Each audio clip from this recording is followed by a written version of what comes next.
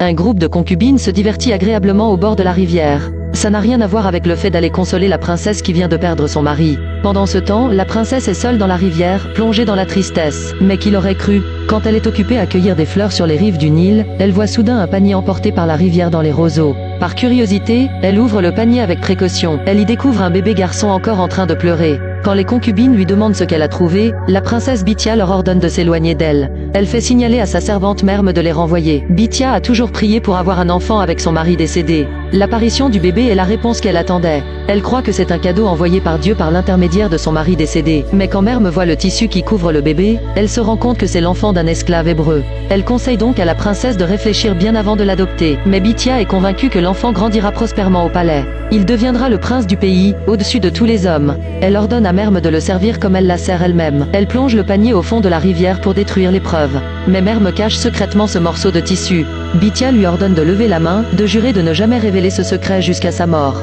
Si elle viole son serment, elle sera aveugle pour toujours.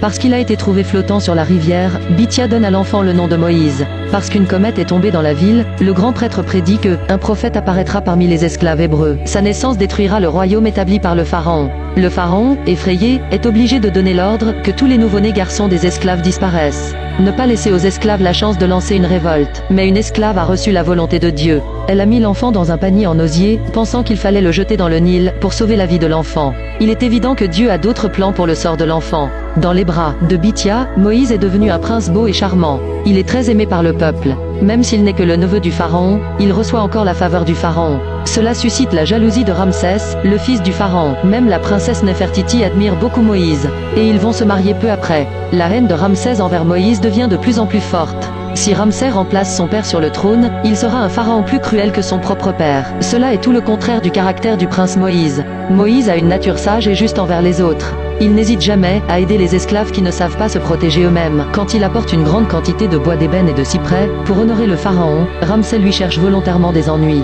Il lui ordonne de diriger des esclaves incontrôlables pour construire une nouvelle ville. Quand Moïse est occupé à organiser le plan de construction, une esclave hébreu arrive soudain devant lui, prie le prince Moïse de l'aider. Elle et son petit ami ont blessé par erreur le gardien pour sauver une vieille femme. Son petit ami a été arrêté pour cela. Le prince Moïse arrive ensuite sur les lieux. Il voit une vieille femme écrasée sous un rocher énorme. Moïse coupe immédiatement la corde et sauve la vieille femme. Mais il ignore que celle qu'il vient d'aider est sa propre mère.